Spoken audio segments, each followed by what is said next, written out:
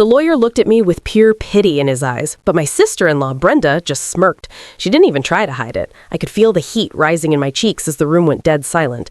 I had spent the last 5 years of my life wiping their father's brow, cooking his meals, and holding his hand when he was scared of the dark, all while his own children were too busy spending his money to even visit. But now, sitting in this mahogany-paneled office, I was about to learn a very hard lesson about blood versus loyalty.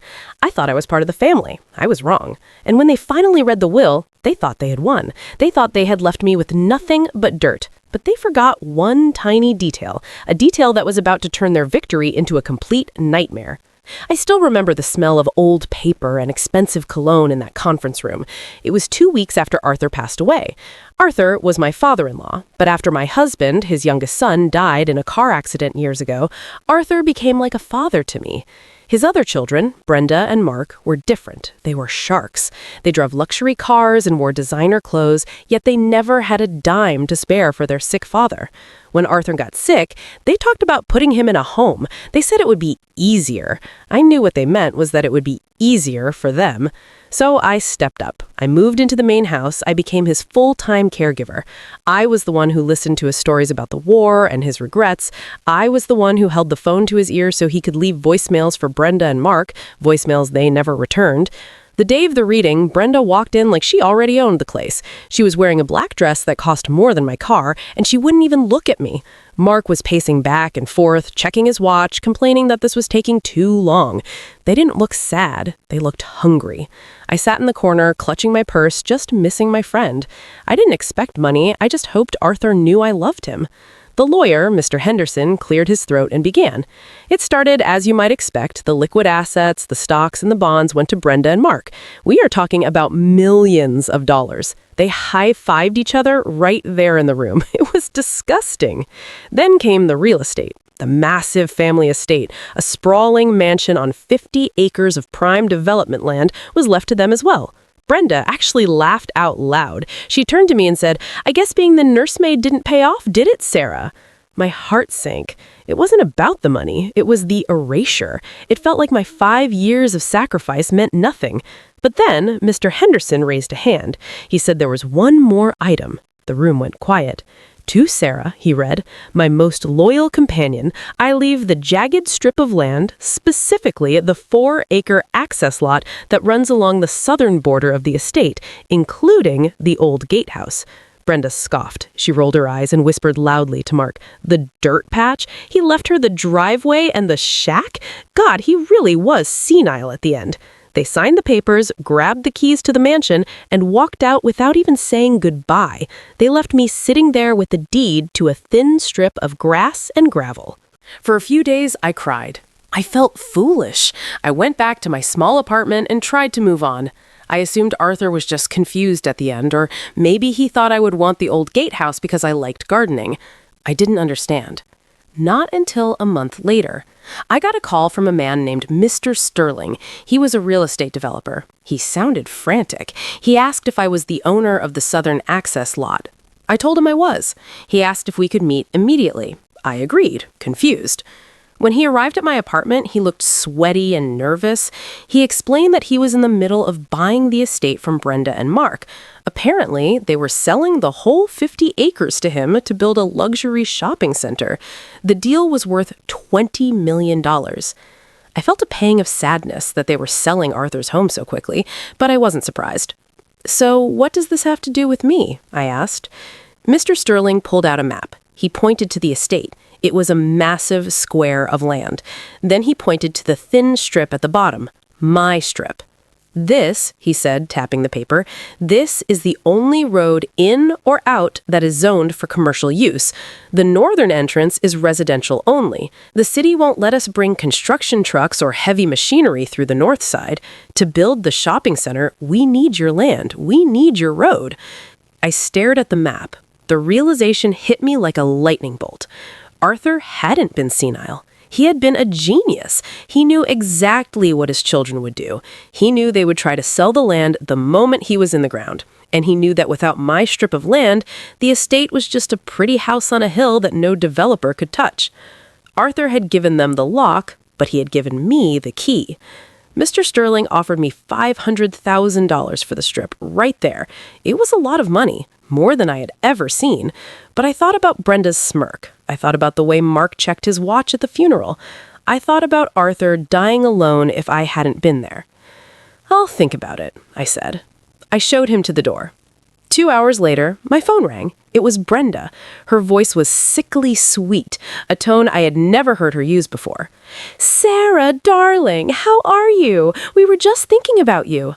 I let the silence hang for a moment. "Hello, Brenda," I said calmly. She rushed on. "Look, we're trying to close this little deal for Dad's estate, and apparently there's a tiny paperwork mix-up with that little patch of dirt you got. We need to buy it from you. We'll be generous. $10,000, easy cash." I almost laughed. "10,000?" I asked. "Mr. Sterling just offered me $500,000. The line went dead silent. I could hear Mark shouting in the background. Brenda's voice dropped the sweet act. "Listen to me, you leech. That is our family money. You have no right to hold this up. You were just the help. Dad barely knew what he was doing." That was the wrong thing to say.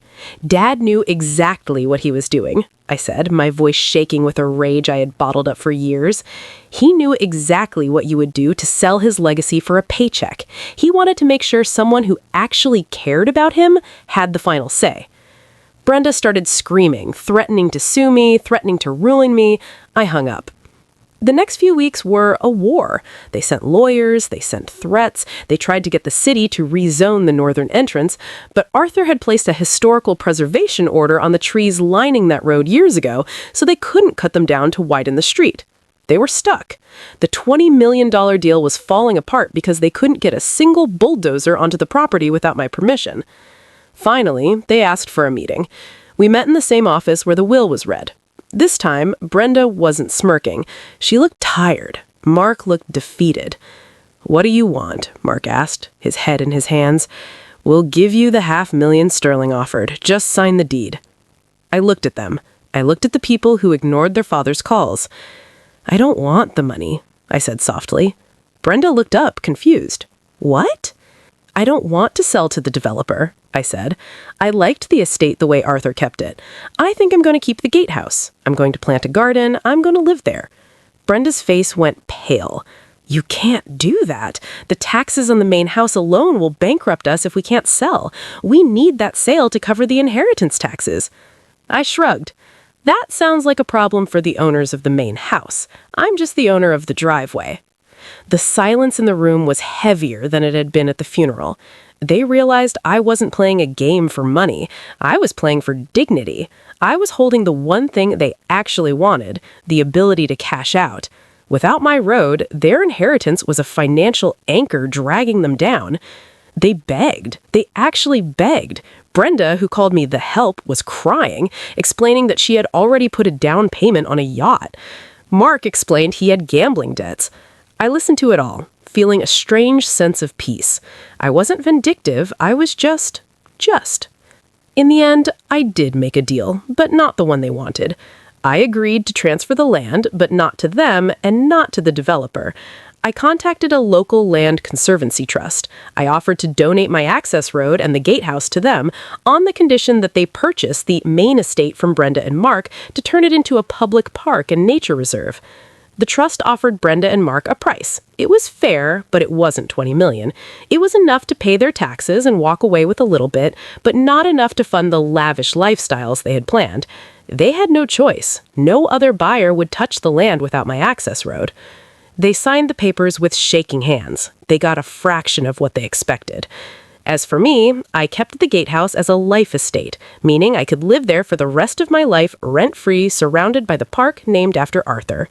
Every morning, I drink my coffee on the porch and watch the sun come up over the trees that Brenda wanted to bulldoze. I see families walking their dogs and kids playing in the grass. Arthur's legacy wasn't the money. It was the land, and he knew that I was the only one who would protect it. They cut me out of the will to keep the millions for themselves, but in the end, I took the control they so desperately needed. And frankly, the view from here is priceless. It's funny how people show their true colors when money is on the table, isn't it? I'd love to hear what you would have done in my shoes. Would you have taken the cash and run, or would you have made sure the family learned their lesson? Let me know in the comments below. And if you enjoyed this story of justice served cold, please hit that like button and subscribe to the channel. I have so many more stories to share with you, and you won't want to miss what's coming next. Thanks for watching.